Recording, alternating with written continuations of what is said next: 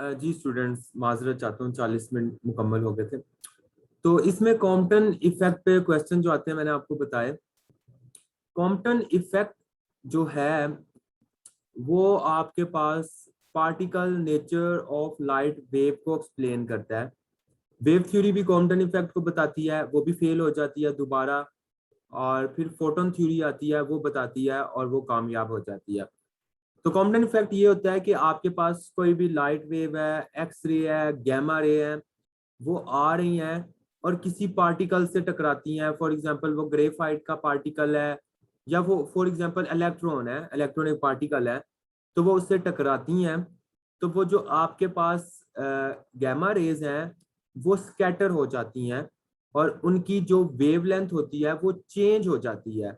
मतलब आपके पास ये एक गैमा रे आ रही है और ये एक टंगस्टन का पार्टिकल है, उसके साथ टकराई। तो अब इसकी वेवलेंथ ये थी, अब इसकी वेवलेंथ लैम्डा डैश होगी। इसका मतलब इसकी वेवलेंथ जो ये है यहाँ पे वेवलेंथ इसकी ज्यादा होगी, सॉरी ये वेवलेंथ ज्यादा है क्योंकि स्कैटर्ड होगी और ये स्लो हो गया। जब चीज स्लो हो जाती है उसकी वेवलेंथ ज्यादा आ जाती है और इसकी ये वेवलेंथ कम है। तो इसे हम कहते हैं कॉम्पटन इफेक्ट। ये कॉम्पटन इफेक्ट है कि आपके पास स्कैटरिंग ऑफ एक्सरे है जब किसी भी इंसिडेंट टारगेट से टकराती है। अब आपने इसको एक्सप्लेन करना है with the help of classical wave theory और with the help of quantum wave theory. आपने दोनों से इसे एक्सप्लेन करना है कि दोनों क्या कहती हैं इसके बारे में। अब हम पहले लेते हैं क्लासिकल वेव थ्योरी, इसको गौर से समझिएगा। क्लासिकल वेव थ्योरी ने कॉम्पटन इफेक्ट को एक्सप्लेन करने के लिए बड़ी कोशिश की, लेकिन वो फेल होगी। कैसे?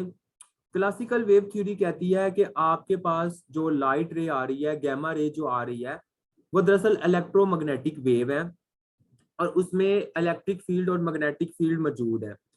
अब इलेक्ट्रिक फील्ड और मैग्नेटिक फील्ड एक खास ओसिलेशन, एक खास फ्रीक्वेंसी पर ओसिलेट होते हैं। आपको पता है इलेक्ट्रिक फील्ड और मैग्नेटिक फील्ड एक दूसरे के गिर्द ओसिलेट हो होके एक दूसरे को जनरेट करते हैं, लिहाजा ये उनकी ओसिलेशन होती है।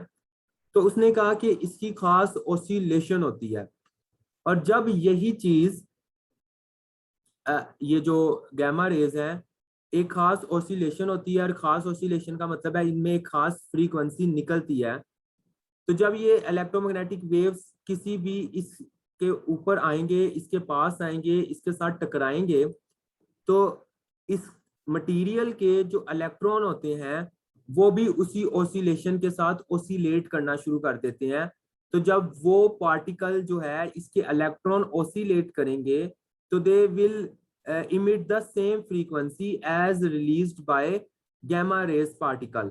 कि वो कहता है कि जो गैमा रे के इलेक्ट्रिक और मैग्नेटिक फील्ड की ओसिलेशन की वजह से जो फ्रीक्वेंसी रिलीज हो रही है, सिमिलरली वही फ्रीक्वेंसी जो है वो कौन करेगा, वो टंगस्टन के जो इलेक्ट्रॉन है वो ओसिलेट होके वही फ्रीक्वेंसी रिलीज करेंगे।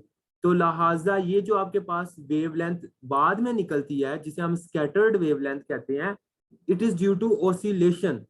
अब आप देखें कि मैंने आपको जब बताया शुरू में कि आपके पास जो वेवलेंथ ये है, ये वेवलेंथ हमेशा ज्यादा होगी, ये वेवलेंथ हमेशा कम होगी, ठीक है ना, जो हमें एक्सपेरिमेंट बताता है।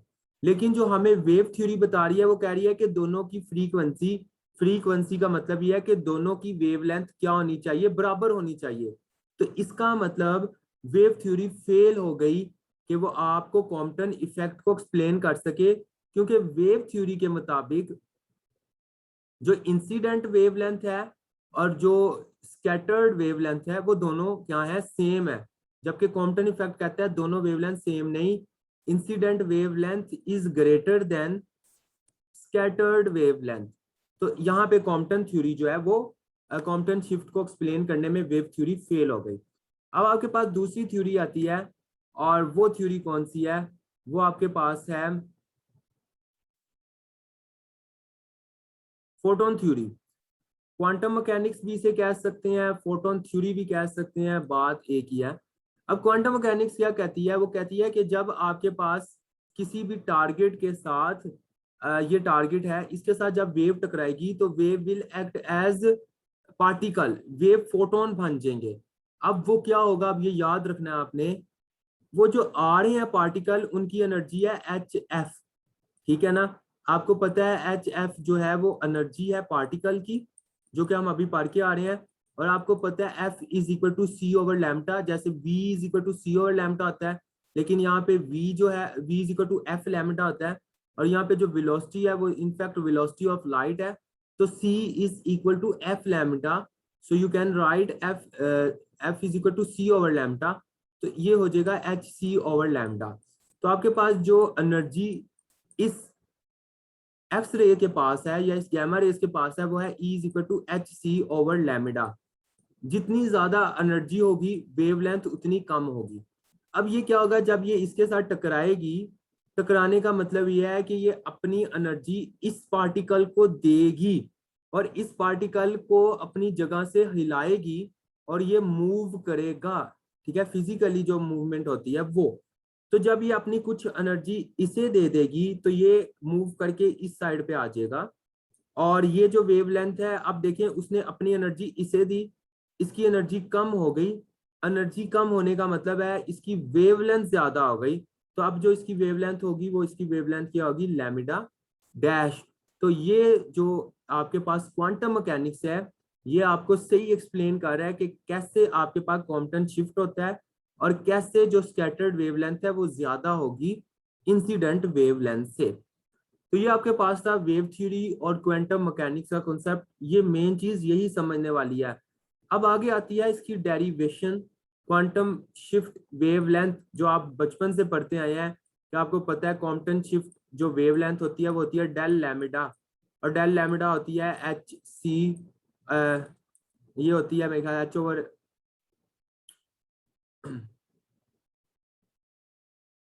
हाँ h over m not c into one minus cos of angle theta. तो h over m not c one minus cos of angle theta. ये प्रूफ जो है ये आपने पहले डेरिवेशन नहीं की हुई, लेकिन अब इस लेवल पे पूरी डेरिवेशन आती है कि इसको प्रूव करें कि एच ओवर एम नॉट सी कहाँ से आया है। तो ये जो डेल लैम्डा है, इस डेल लैम्डा का मतलब है जो वेवलेंथ आ रही है वो है ये वेवलेंथ, और जो भरी वेवलेंथ है वो आपके पास है ये। तो ये आपके पास जो है lambda dash, it is the wavelength of scattered wave, और ये this lambda is the wavelength of incident light. तो इन दोनों के डिफरेंस को हम कहते हैं कॉम्पटन शिफ्ट या कॉम्पटन वेवलेंथ, जो के बराबर होता है एच ओवर एम नॉट सी के। अगर वो डेरिवेशन कह रहा है और 20 नंबर का या 10 नंबर का क्वेश्चन आ रहा है तो you have to drive it, आपको इसको ड्राइव करना पड़ता है। अब इसकी डेरिवेशन देखते जाएं। सादा मैथमेटिकल है, थोड़ा कॉन्सेप्ट है, कॉन्सेप्ट समझ लें, मैथमेटिकली आपको खुद ही समझ आ जाएगी। अभी देखें आपके पास एक फोटोन आ रहा है, हम बात कर रहे हैं फोटोन की, क्योंकि हम इसको क्वांटम शिफ्ट को क्वांटम मैकेनिक्स के रूल से जो है ड्राइव करेंगे। ये आपके पास फोटोन आ रहा है, फोटोन आएगा, ये आपके पास एक पार्टिकल पर है, लेट दिस इज इलेक्ट्रॉन, ये इलेक्ट्रॉन है। और ये जो फोटोन है ये फोटोन इस इलेक्ट्रॉन से टकराएगा, फोटोन इस डायरेक्शन में चला जाएगा, उसकी वेवलेंथ चेंज हो जाएगी, इलेक्ट्रॉन इस डायरेक्शन में चला जाएगा, फोटोन एंगल थीटा बनाएगा, इलेक्ट्रॉन एक्स एक्सिस के साथ एंगल फाइव बनाएगा इन फोर्थ क्वाड्रेंट, और ये इन फर्स्ट क्वाड्रेंट, ये आपके पास है। अब देखें आपके पास फोटोन मूव कर रहा है और फोटोन की कोई ना कोई एनर्जी है और फोटोन का कोई ना कोई मोमेंटम है। ये दो चीजें आपने जहन में रखनी है डेरिवेशन के वक्त, कि फोटोन की कोई ना कोई एनर्जी है और फोटोन का कोई ना कोई मोमेंटम है। अब आपको पता है कि एनर्जी जो है वो एक स्केलर क्वांटिटी है, लिहाजा उसमें डायरेक्शन का इतना रोल नहीं है। लेकिन जो मोमेंटम है वो आपके पास एक वेक्टर क्वांटिटी है और उसमें आपके पास डायरेक्शन का रोल है। तो अब आपके पास क्या होगा, आपके पास पहले हम लेंगे एनर्जी, और ये एक आइसोलेटेड सिस्टम लेते हैं तो law of conservation of energy जो है यहाँ पे एप्लीकेबल होगा। Law of conservation of energy क्या कहता है कि energy before collision, sum of energy before collision is equal to sum of energy after collision. तो आप पहले एनर्जी कंजर्वेशन लगाएंगे, energy conservation total energy collision से पहले। अब गौर से समझते जाएं, मैं आपको सिर्फ पॉइंट बताऊंगा, मैथमेटिकली चीजें आप खुद देख लें, प्लस माइनस अंडर रूट का स्क्वायर स्क्यूर, ये बहुत आसान चीजें हैं। तो एनर्जी बिफोर कोलिजन का मतलब है टकराने से पहले एनर्जी क्या है, इसका मतलब है एनर्जी ऑफ इलेक्ट्रॉन और एनर्जी ऑफ फोटोन। अब देखें आपके पास ये एनर्जी ऑफ फोटोन क्या है, आपको पता है एनर्जी होता है E is equal to M C square, और आपको पता है कि फोटोन जो होता है इसका मैस 0 होता है, लिहाजा आप इसकी जो एनर्जी लेंगे वो आप फोटोन की एनर्जी एच सी ओवर लैम्डा लेंगे। तो एनर्जी बिफोर कोलिजन फोटोन की क्या है, E is equal to h C over lambda, और आपको पता है कि इलेक्ट्रॉन जो है टकराने से पहले साकिन है, वो मूव नहीं कर रहा, तो वो आपके पास क्या होगी, वो होगी एम नोड सी स्क्वायर, ठीक है ना। तो यहाँ पे आप एनर्जी देखें, फोटोन की क्या होगी एच सी ओवर लैम्डा, ये पॉइंट समझाने वाले हैं।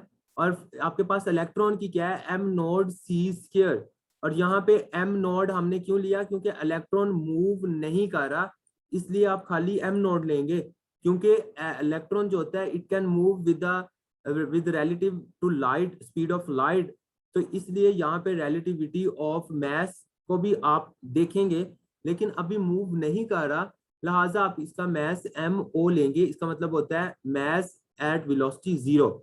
तो ये आपके पास राइट लेफ्ट हैंड साइड आ गई। इसी तरह आफ्टर कोलिजन क्या होगा, टकराने के बाद फोटोन की एनर्जी क्या होगी, टकराने के बाद आप देखें उसकी वेवलेंथ चेंज होती है, वो मैंने आपको बताया, वो लैम्डा डैश होगी, तो वो हो जाएगी जनाबे आली एच सी ओवर लैम्डा डैश, और टकराने के बाद उसकी कोई ना कोई मैस मूव करेगा विद वेलोसिटी v, तो m नोड नहीं होगा बल्कि m होगा, तो वो आ जाएगी एम सी स्क्वायर। ये इस पॉइंट को समझ लें काइंडली, एम सी स्क्वायर, और यहाँ पे m जो है वो आपको पता है m रिलेटिविटी ऑफ मैस होता है, और रिलेटिविटी ऑफ मैस में m बराबर होता है m naught over under root 1 minus v square over c square. मेरा जो लेक्चर नंबर 4 था स्पेशल थ्योरी ऑफ रिलेटिविटी, उसमें हमने पढ़ी थी, और मैथ्स मैंने आपको कहा था आप खुद करेंगे। तो आपके पास ये आ गया एनर्जी आफ्टर कोलिजन। इस तरह इसको एक ट्रिक होता है कि लैम्डा लैम्डा डैश वाले ये जो अंडर रूट वाले हैं उसको एक तरफ कर लें, ताकि आप स्क्वायर रूट इसका खत्म कर लें, और बाकी सबको एक तरफ कर लें। इन सबको आपने एक तरफ कर लिया, स्क्वायर रूट वाले को इस तरफ कर लिया, इस पे आप a plus b plus c का होल स्क्वायर लगाएं, वो आ गया a square plus b square plus 2ab plus c square plus 2ab plus 2bc plus 2ca। इस पे फॉर्मूला एक्सपेंड करें, तो एंड पे आपके पास जो ये इक्वेशन है ये सिर्फ सिंपल मैथमेटिकेशन है, इसमें कोई मसला हो आप मुझसे पूछ लीजिएगा, कोई भी इशू हो तो आपको बता दूंगा। ये आपके पास एनर्जी कंजर्वेशन से जो आपके पास इक्वेशन आई वो ये आ गई, और इसमें आपने याद रखना है कि आपने राइट हैंड साइड पे वो चीज लिखनी है जिसमें लैम्डा लैम्डा डैश इकट्ठे हैं। बस ये ट्रिक होता है कि आपने कौन सी राइट हैंड साइड पे चीजों को रखना है, लेफ्ट हैंड साइड पे, तो लैम्डा लैम्डा डैश वाली लैम्डा लैम्डा डैश वालों को आपने राइट हैंड साइड पे रखा। तो ये आपके पास एनर्जी कंजर्वेशन से आपके पास ये इक्वेशन आ गई।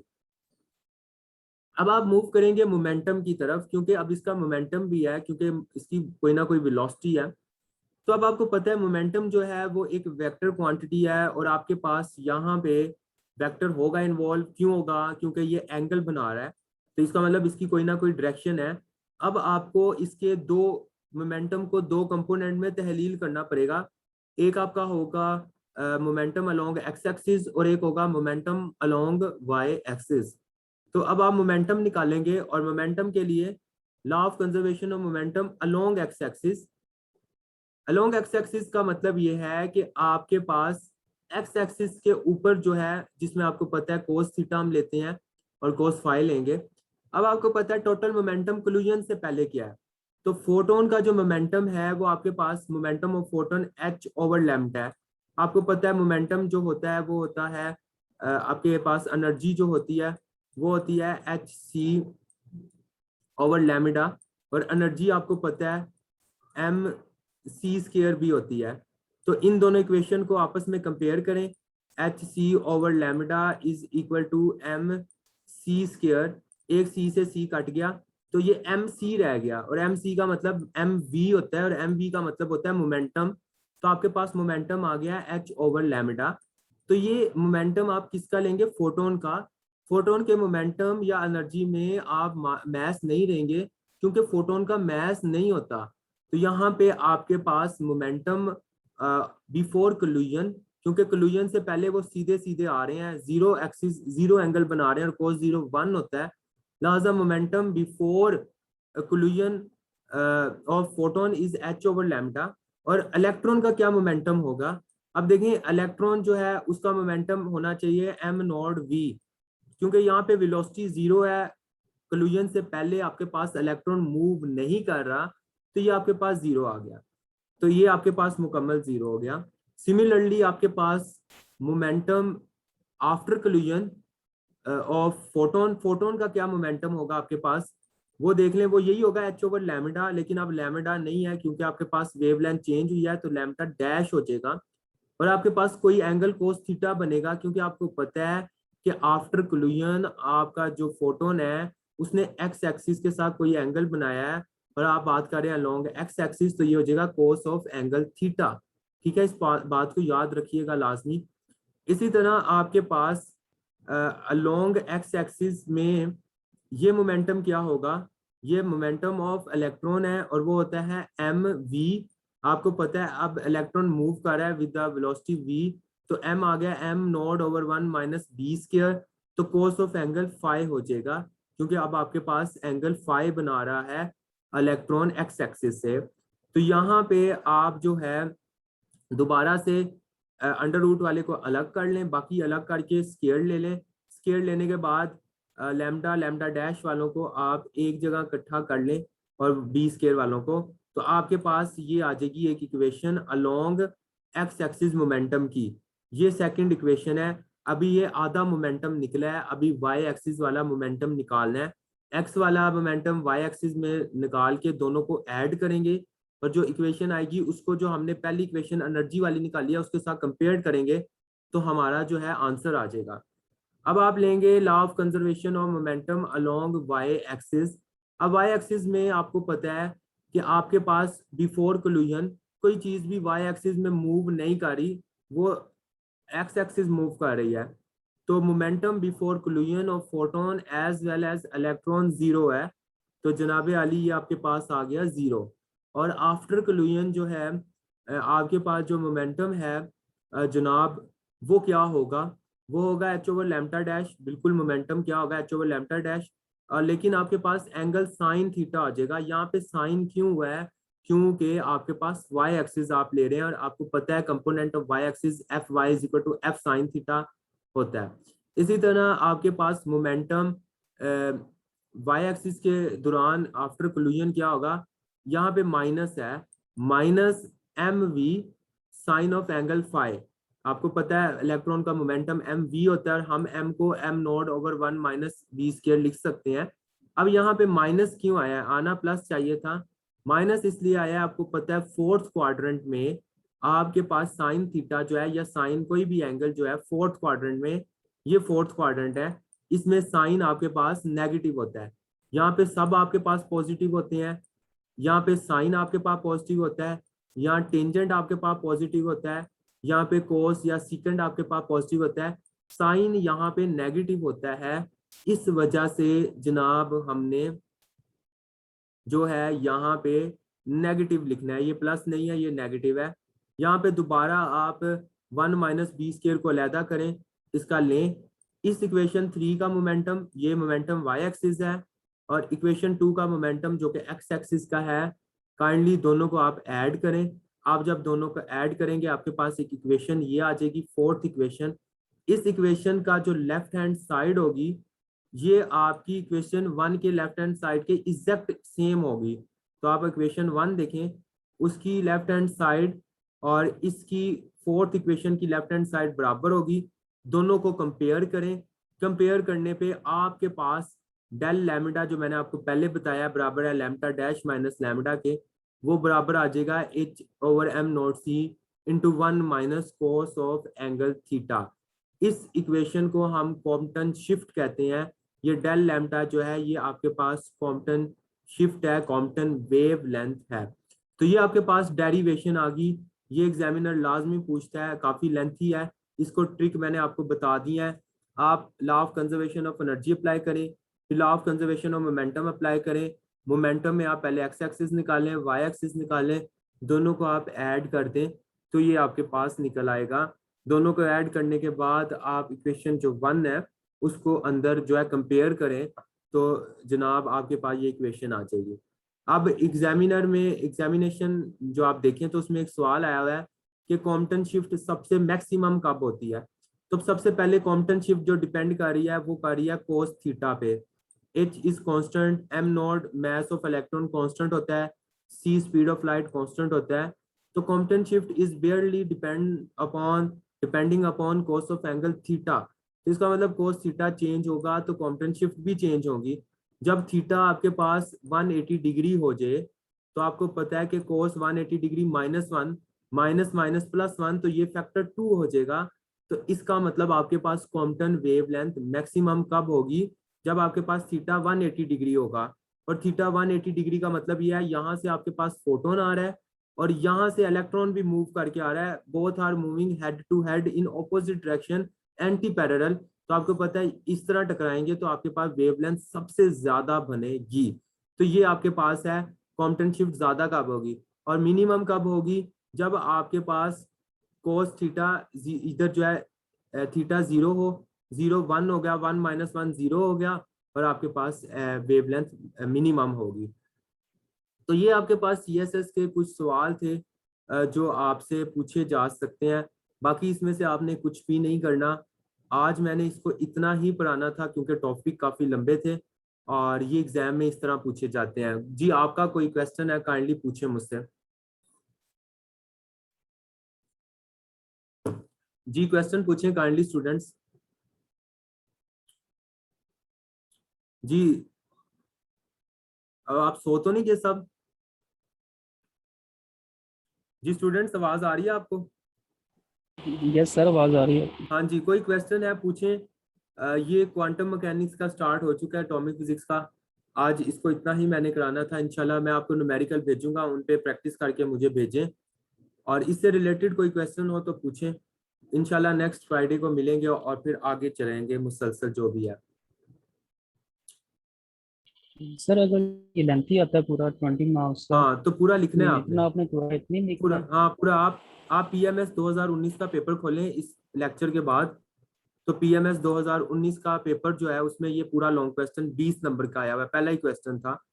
तो अच्छी बात है आपको ये पूरा आएगा, पूरा लिखें। बस इसको याद रखने का तरीका जो है वो अपने जहन में जो है संभालें। जी कोई और स्टूडेंट जिसका कोई क्वेश्चन हो वरना मुझे इजाज़त दें। और इंशाल्लाह अगले 3 लेक्चर मैं लूँगा। उसके बाद मॉक आपका टेस्ट होगा, इसको अच्छी तरह तैयार करते रहें काइंडली साथ साथ। और फिर जो है नेक्स्ट मॉक में देखेंगे। जी स्टूडेंट्स कोई मुझे लगता है क्वेश्चन नहीं है, मैं फिर इजाज़त चाहता हूँ आपसे। सर जी सर एक क्वेश्चन है सर। जी जी सर ये वेव थ्योरी के अपोजिट फोटोन थ्योरी है सर। बिल्कुल। वेव थ्योरी के ऑपोजिट नहीं है। वेव थ्योरी की एक्सटेंशन जो है वो फोटोन थ्योरी है। वेव थ्योरी के एक्सटेंशन आप कह सकते हैं। जो वेव थ्योरी एक्सप्लेन नहीं कर पाती उसको फोटोन थ्योरी एक्सप्लेन करती है।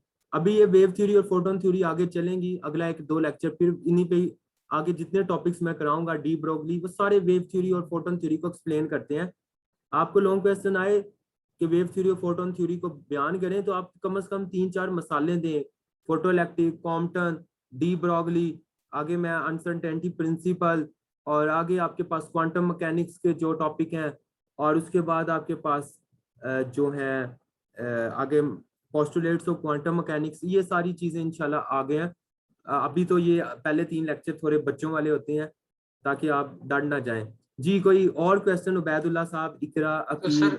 हाँ सर हाँ ये वाला जो पोर्शन है सर, ये मॉडर्न एंड क्वांटम फिजिक्स वाला जो पोर्शन है सर, इसमें जितने टॉपिक्स है तो सर इसमें सारा यही जितने टॉपिक्स है सर वो सब वेव थ्योरी और फोटोन थ्योरी के जी मुतालिक ही एक्सप्लेन करेंगे दोनों को लेके सर। हाँ हाँ वो अगर आपसे पूछता है, आप पेपर देखें सीएसएस का, वो मोस्टली इधर से ही पूछता है। तो आपको ये कॉन्सेप्ट पता होना चाहिए कि हम जो चीज कर रहे हैं वो है क्या। हम पहले करते रहे वो वेव थ्योरी पे था। अब हम जिस जिस जगह पे कदम फिजिक्स में रख चुके हैं वो अबाउट क्वांटम मैकेनिक्स पे है। तो वो आपसे लाजमी पूछता है क्योंकि उसका पेपर बनाने वाले का मुकम्मल फोकस आपके कॉन्सेप्ट पे होता है। वो पिछली बार special theory and general theory पूछ रहा था सीएसएस के पेपर में, पेपर 1 में, और पेपर 2 में आपको वो वेव थ्योरी और फोटोन थ्योरी पूछ रहा है। और वो फिर बताता है कि इलेक्ट्रॉन के बारे में बताएं कि वो कैसे वेव थ्योरी और फोटोन थ्योरी के ऊपर अमल करता है। तो ये आपको मैं क्वेश्चन देता हूँ, इसे बताएं, फिर मैं आपको बताऊंगा कि ये क्या कहना चाह रहा है। जी ओके सर, थैंक यू हाँ, सर। कोई बात नहीं। आदिल, आकिब, अकील, उबैदुल्लाह, इकरा, किसी का कोई क्वेश्चन है तो काइंडली पूछें, वरना मुझे इजाजत दें।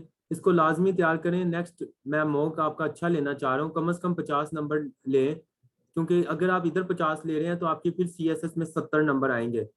अगर आपके इधर ही 30 नंबर आ रहे हैं तो फिर अल्लाह ही हाफिज है आपका। जी ठीक है स्टूडेंट्स, मुझे इजाजत दें। Thank you so much for giving your precious time.